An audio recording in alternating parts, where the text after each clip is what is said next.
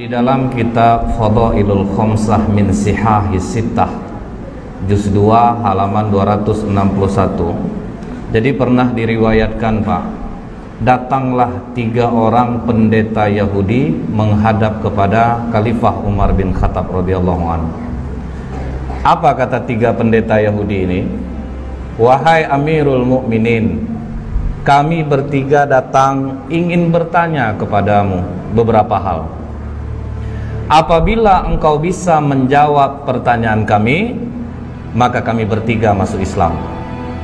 Tapi jika engkau tidak bisa menjawab, berarti Islam itu bukan agama yang benar dan Muhammad itu bukan seorang Rasul.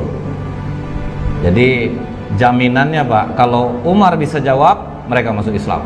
Tapi kalau tidak, jangan lagi katakan Islam itu agama yang benar, Muhammad itu seorang Rasul. Maka kata Umar bin Khattab, baik, silahkan Pak Pendeta, apa yang ingin kalian tanyakan? Maka kata salah satu di antara 3 pendeta ini, pertanyaan kami yang pertama, kapan pintu langit itu terkunci? Ini pertanyaan jebakan namanya nih, Pak. Jadi dalam berdebat, kalau ahli kitab ini dia menggunakan pertanyaan yang rasanya sulit untuk dijawab, karena itu butuh nalar yang dalam, Pak. Kemudian yang kedua, Umar, kapan pula masanya pintu langit itu terbuka? Kemudian yang ketiga, coba engkau sebutkan kuburan yang bisa berjalan bersama penghuninya. Kubur tapi bisa jalan, Pak. Kemudian coba engkau sebutkan makhluk Allah yang bisa memberi peringatan kepada kaumnya, tapi dia tidak manusia dan tidak pula jin.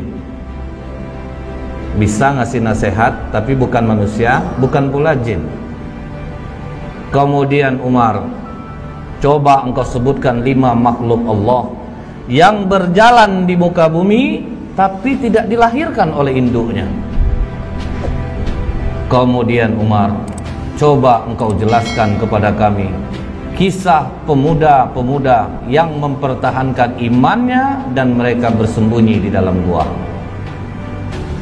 Setelah pendeta Yahudi ini bertanya, Pak, apa kata Umar? Bukanlah sesuatu hal yang memalukan bagi Umar bila memang dia tidak bisa menjawab pertanyaan yang tidak dia bisa jawab. Jadi ini poinnya satu, Pak. Kalau memang kita tidak bisa jawab, jangan malu mengatakan tidak tahu. Karena sahabat Rasulullah ini, Pak, punya spesifikasi berbeda-beda. Semuanya nggak sama. 60 karakteristik sahabat Nabi itu beda-beda, Pak. Tidak sama. Yang satu tidak menjadi yang lainnya. Kita diciptakan Allah punya talent yang bermasing-masing. Makanya kita ada yang jadi pegawai, ada yang jadi pedagang, ada yang otomotif. Semua kita masing-masing.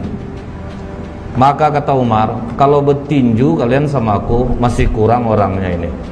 Kalau bertinju, karena Umar itu kenapa dia digelari Al-Faruq, sang pembeda itu, Pak? Dengan masuknya Umar lah dakwah Islam ini jadi terang-terangan. Apa kata Umar kepada Rasulullah? Ya Rasulullah, jika aku mati dalam keadaan Islam, apakah aku mati dalam keadaan benar? Iya Umar.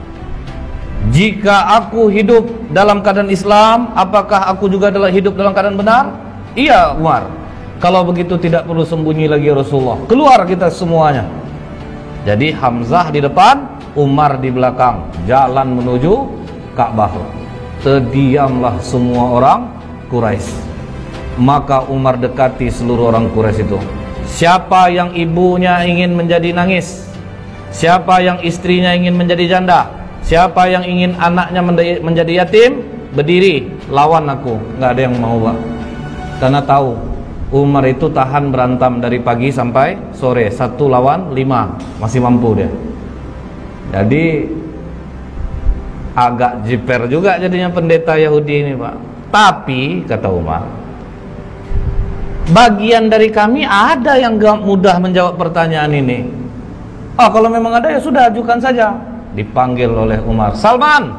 Dipanggil Salman Al-Farisi. Ya Amirul Mukminin, kau pergi ke rumah Ali katakan Umar memanggilnya. Maka Salman langsung lari ke tempat Ali bin Abi Thalib. Wahai Ali, Umar memanggilmu. Ada 3 orang pendeta Yahudi mendebatnya. Begitu Umar memanggilnya, dalam riwayat ini disebutkan dia ambil burdahnya, dia sandang selendangnya, dia pergi ke tempat Umar bin Khattab yang waktu itu masih duduk 3 orang pendeta ini. Ada apa Amirul Mukminin? Ini Ali. 3 pendeta ini mempertanyakan beberapa hal. Kalau bisa dijawab, mereka masuk Islam. Tapi kalau tidak bisa jawab, katanya jangan lagi kowar-kowar Muhammad itu seorang Rasul dan Islam itu agama yang benar.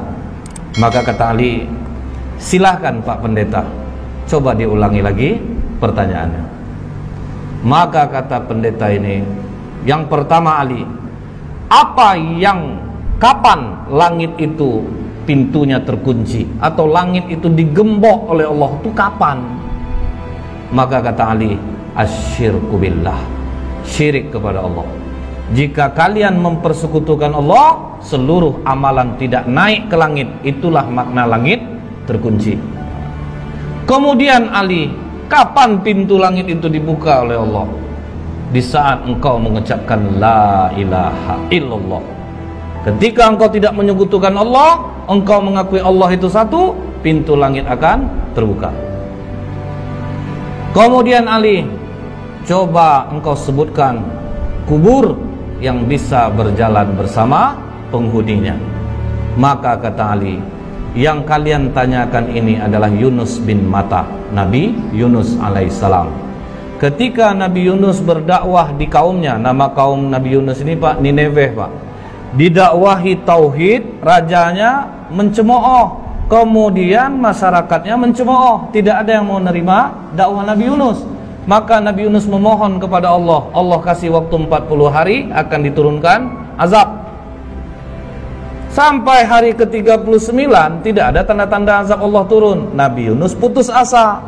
Dia tinggalkan kaumnya Bu, tanpa izin Allah. Dia tinggalkan kaumnya, dia berangkat, baru langit menghitam. Jadi Nabi Yunus tidak tahu bahwa Allah akan menurunkan azab. Begitu raja dan masyarakat melihat bahwa azab Allah akan turun, waduh, ini benar Yunus ini. Maka semua kaum Nineveh bertobat, cuman nabinya udah pergi. Naik ke atas kapal, gelombang tinggi, ketakutan nakodanya, maka diundilah nama Nabi Yunus keluar berkali-kali. Maka dicampakkanlah Nabi Yunus ke dalam laut, dimakan oleh ikan, terkubur dalam perut ikan, dibawa jalan ke 7 samudra selama 40 hari. Itulah kubur yang berjalan bersama penghuninya.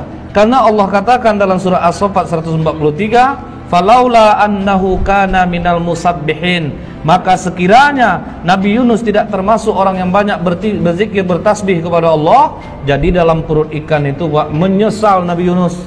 Dia zikir la ilaha illa anta subhanaka inni kuntu minaz zalimin. Mual perut ikan itu dibuatnya Pak. Karena kata Allah la labitha fi batnihi ila yaumi yub'atsun, niscaya dia akan tetap tinggal di perut ikan itu sampai hari kiamat. Jadi kalau sempatlah Nabi Yunus tidak banyak mohon ampun kepada Allah, ikan itu akan tetap mengubur Nabi Yunus di dalam perutnya. Terkaget pendeta ini, waduh ini cerdas satu ini nih. Dapat dia menjawab pertanyaan pendeta. Jadi kubur yang jalan bersama penghuninya, Nabi Yunus berada dalam perut ikan dan dibawa 40 hari ke 7 samudra baru dimuntahkan. Baik Ali, kau benar.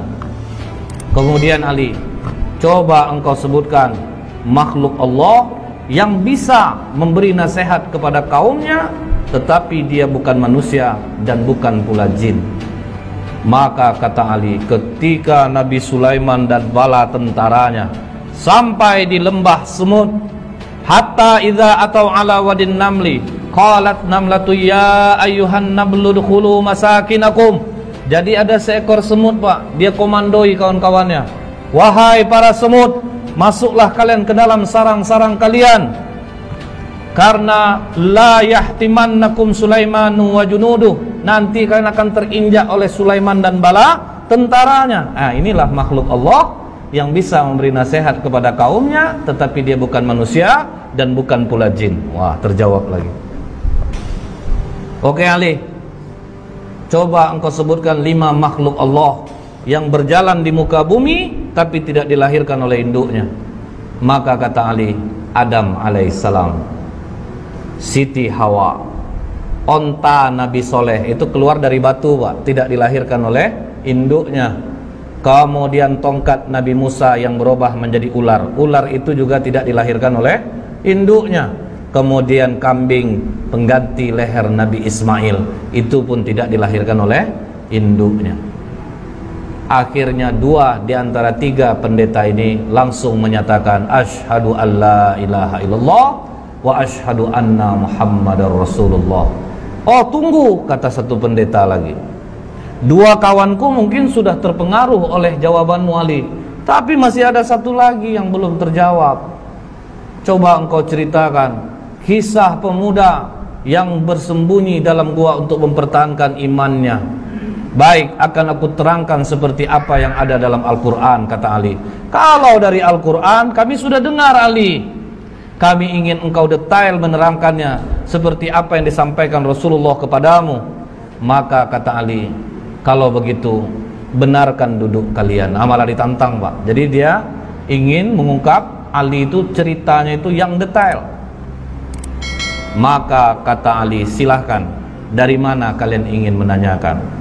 Baik Ali, di mana peristiwa itu terjadi? Maka kata Ali, di kota Apesus atau Tarses, Pak, antara Turki, Yordan. Kemudian silahkan lanjutkan Ali.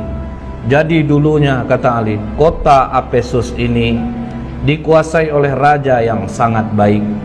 Ketika raja ini meninggal, Raja Dikianius yang menguasai Roma mendengar bahwa Raja Apesus ini meninggal, maka mereka pun menyerang kota Apesus dan mereka kuasai. Kemudian kata Ali, Dikianius membangun istana besar. Tunggu dulu Ali, kata pendeta ini. Berapa panjang dan lebar istana yang dibangun oleh Dikianius? Maka kata Ali, panjang 1 farsah, lebar 1 farsah. 1 farsah itu sekitar 8 km. Baik Ali, teruskan. Kemudian Dikianius ini memiliki menteri-menteri, dan Dikianius meletakkan 50 menteri di sebelah kanan, 50 menteri di sebelah kiri. Dan Dikianius mempunyai 6 penasehat, pemuda-pemuda cerdas di belakangnya, 3 di kanan, 3 di kiri. Oke Ali, siapa nama ke-6 pemuda itu? Maka dijawab oleh Tamlika, Miksalmina, Mikasdimina, Martelius, Kalitius, Sidamius. Jadi inilah 6 pemuda yang menjadi cikal bakal Ashabul Kahfi. Tapi waktu itu masih 6. Nah, ini Pak, waktu itu hanya masih 6. Ini pemuda-pemuda cerdas andalan Dikianius. Jadi kalau 50 menteri sudah rapat, tetap nanti keputusan akhir kepada 6 pemuda ini. Nah kemudian Pak, ditanya oleh pendeta ini, seluas itu istana yang dibangun oleh Dikianius Ali, bagaimana dia cara mengharumkan istananya? Maka kata Ali, setiap pagi ada yang membawa parfum di dalam ember besar. Kemudian ada satu yang membawa seekor burung. Ketika burung ini diberi isyarat, maka burung ini mencemplungkan kedua sayapnya dan mengibaskannya ke seluruh ruangan istana. Canggih orang dulu rupanya, Pak. Setelah itu kata Ali, ketika Dikianius 30 tahun berkuasa, tidak pernah sakit, disitulah dia bertanya kepada para menterinya, kalian pernah enggak nengok aku sakit, demam, beringus, lemah, letih? Tidak pernah Raja. Biasanya kalau yang enggak sakit-sakit ini siapa? Tuhan Raja. Bersediakah kalian menyembahku? Bersedia raja, pokoknya siapa yang mau menyembahku, aku berikan kehidupan yang baik. Pakaian dari sutra, kemewahan, kekayaan akan aku berikan. Begitu dikasih kekayaan, uang, fasilitas, masyarakat rela menyembah Dicanius. Mereka semua menyembah Dicanius. Tapi Pak, 6 pemuda yang di belakang Dicanius akhirnya rapat di rumah Tamlika. Dicanius mengaku dirinya Tuhan. Disuruhnya orang menyembah, orang pun menyembahnya. Sementara kalau dia Tuhan, kenapa harus kita yang memutuskan setiap permasalahan? Jadi menurutmu bagaimana Tamlika? Dia bukan Tuhan. Justru kita harus berpikir, langit tanpa tiang kok bisa tegak? Pasti ada yang menciptakannya. Hujan turun, bintang bercahaya. Dicanius saja dia masih merasa takut, dia juga tidur, dia juga lapar. Masa Tuhan punya kekurangan seperti itu? Jadi apa keputusanmu Tamlika? Kalian rela enggak tinggalkan kekayaan, jabatan, fasilitas ini? Kita lari dari sini. Kalau kita melawan tidak mungkin bisa.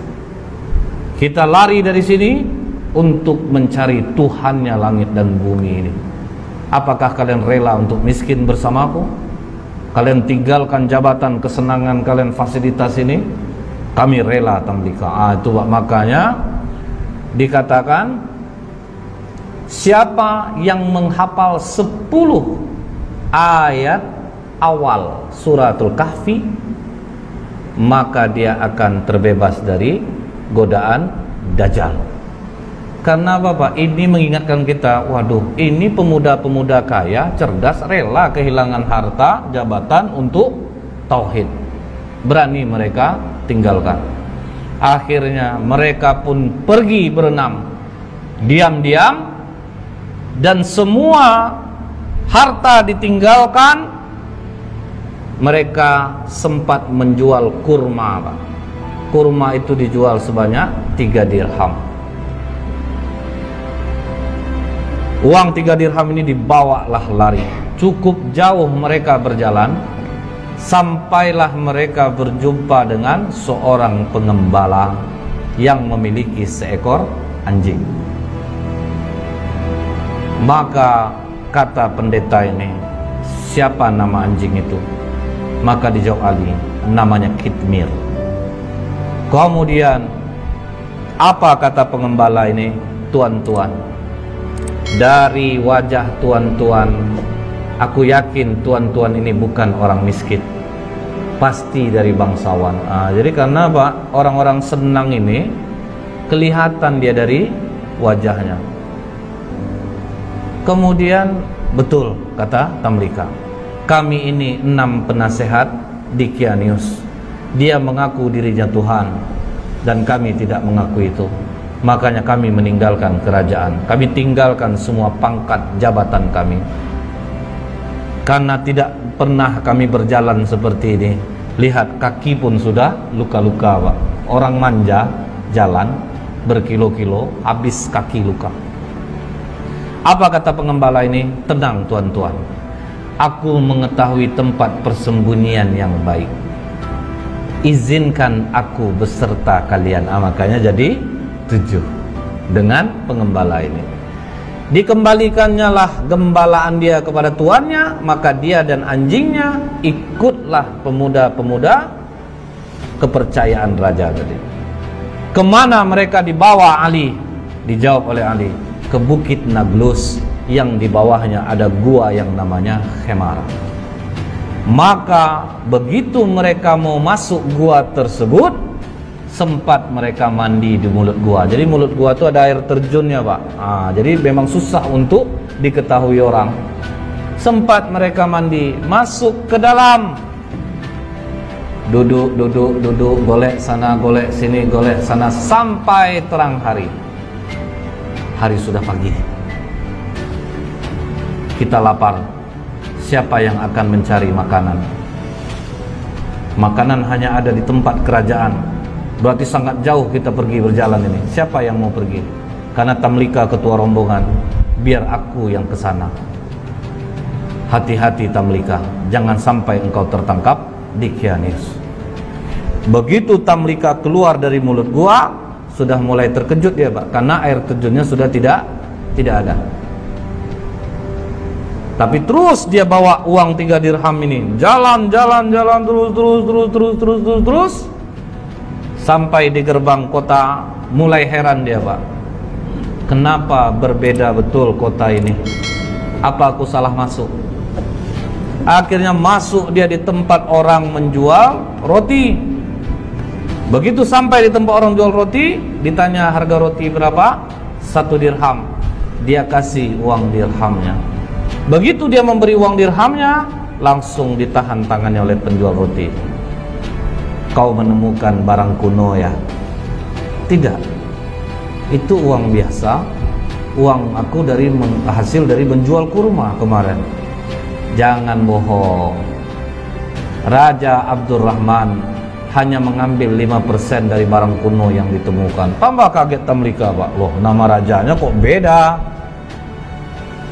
Bukankah raja di sini Dickianius? Oh, engkau telah menyebutkan nama raja zalim yang mati ratusan tahun yang dulu. Wah, tambah kacau Tamlika. Pokoknya kau harus menghadap kepada raja. Bingung juga dia, Pak. Oke, kita menghadap kepada raja. Begitu sampai di kerajaan, alangkah kagetnya Tamlika, ternyata rajanya memang tidak Dickianius. Dikatakan oleh tukang roti ini, "Raja, ini orang membeli roti kepadaku dengan menggunakan uang kuno. Jadi makanya aku bawa dia kemari. Tapi ini uang aku kemarin, Raja, bukan uang kuno." Sudahlah, kata raja, kami hanya mengambil 5% dari barang kuno yang ditemukan. Tidak, Raja, ini uang baru kemarin. Sudahlah, jangan berkelit, kata raja. Aku tinggal di sini, Raja. Disebutkannya lah nama-nama orang yang dia kenal, Pak. Apa kata raja? Sepertinya pikiranmu mulai terganggu. Nama-nama yang kau sebutkan itu nama-nama orang yang sudah lama mati ya. Tapi betul, Raja, aku tinggal di sini, Raja. Aku masih ingat di mana rumahku. Maka kata raja, iringi dia. Kemana dia menunjukkan rumah, pergi kalian ke sana. Diiringilah oleh para tentara. Sampai di rumah yang dia tunjuk, diucapkan, dipanggil keluar orang tua yang sudah sangat tua renta. Mengapa kalian datang kemari? Katanya kepada tentara raja ini. Ini, Pak, pemuda ini mengaku dia tinggalnya di sini. Siapa kau, anak muda? Dijawab oleh Tamlika, aku Tamlika, putra Filistin. Langsung sujud kakek ini datuk moyangku. Inilah yang diceritakan oleh Isa alaihissalam. Pemuda-pemuda ini akan bangkit. Mereka mendiami gua. Makanya di kitab Injil ada ayat tentang Ashabul Kahfi, 7 sleeper. Jadi ada, Pak. Maka hebohlah kota Efesus. Bangkit raja mengingat apa yang pernah disampaikan oleh Isa alaihissalam. Jadi rupanya sudah datang pula utusan Nabi. Sudah berlalu pula masanya. Maka kata raja ini, bawa Tamlika, digendong di atas kuda, dihormati sampai di bawah bukit Naglus. Apa kata Tamlika? Jangan ada yang naik ke atas, karena nanti sahabat-sahabatku mengatakan Dickianius lah yang mengejar dia. Jadi tunggu kalian di bawah, biar aku yang naik ke atas. Maka Tamlika naik ke atas, sampai dalam gua, bawa juga lah roti tadi. Silahkan makanlah kalian dulu. Apakah aman perjalananmu, Tamlika? Bukan aman lagi, malah aku bingung dan terkejut. Tahukah kalian sudah berapa lama kita di sini? Nah, makanya ada dialog itu, Pak, dalam surat Al-Kahfi. Fadarabna ala adhanihim fil kahfi sinina adada. Maka kami tutup telinga mereka dalam gua itu selama beberapa tahun. Kemudian kami bangunkan mereka agar kami mengetahui manakah di antara kedua golongan itu yang lebih tepat dalam menghitung dan berapa lamanya mereka tinggal di dalam. Jadi mereka mengatakan ada yang setengah hari, ada yang 1 hari. Maka kata tabligha, tidak. Kita berdiam di sini sudah lebih daripada 309 tahun. Mendengar itu, benarkah tabligha? Iya, raja sudah berganti. Seorang nabi sudah diutus dan sudah berlalu. Mereka sekarang menunggu kita di bawah. Mari kita turun. Maka apa kata 5 orang kawannya lagi? Tamlika, Mixalmina, Mekaslimina, Martelius, Calitius, Sidamius. Jangan Tamlika. Kita sudah melihat kebesaran Allah melindungi kita selama 300 tahun, seolah-olah kita baru saja semalam. Kita sudah diselamatkan Allah, kita bangun dan akhirnya kita tahu tentang keajaiban Allah. Kita mohonkan kepada Allah untuk menutup pintu gua ini dari pandangan manusia, dan kita mohon kepada Allah untuk mengambil kita. Karena apabila kita turun Tamlika, mereka nanti akan mengkultuskan kita. Mereka akan mendewakan kita. Karena itu sifat manusia, Pak. Karena kan sempat bertengkar dua kubu. Kami berhak di sini, kami berhak di sini. Makanya mereka minta, sudah, kita jangan ada yang turun. Akhirnya pintu gua itu ditutup dari pandangan manusia. Mereka pun tidak ada jelas riwayat mereka diambil Allah atau ada kuburannya pun tidak ada. Karena mereka minta kepada Allah, ambil kami, tutup gua ini dari penglihatan manusia. Seminggu raja berkeliling mencari, Pak. Tidak ditemukan gua itu pada awalnya. Kalau sekarang sudah. Setelah Ali menceritakan ini semua kepada pendeta ini, maka pendeta itu mengatakan, engkau benar Ali. Engkau telah menceritakan dengan detail apa yang ada di dalam kitab kami, dan memang benarlah apa yang disampaikan Muhammad kepadamu. Maka pendeta yang terakhir ini pun masuk Islam jadinya, Pak, mengucapkan syahadat asyhadu alla ilaha illallah wa asyhadu anna Muhammadar Rasulullah. Jadi inilah dahsyatnya ketika kita memiliki ilmu, kita tidak gampang dibodohi. Ketika kita memiliki ilmu, makin tinggi ilmu, Pak, berdebatnya mesti makin pelan. Tapi yang membuat orang besar-besar suara tuh, Pak, karena nggak bisa dia mencari dasarnya, sehingga dia harus berkeras-keras.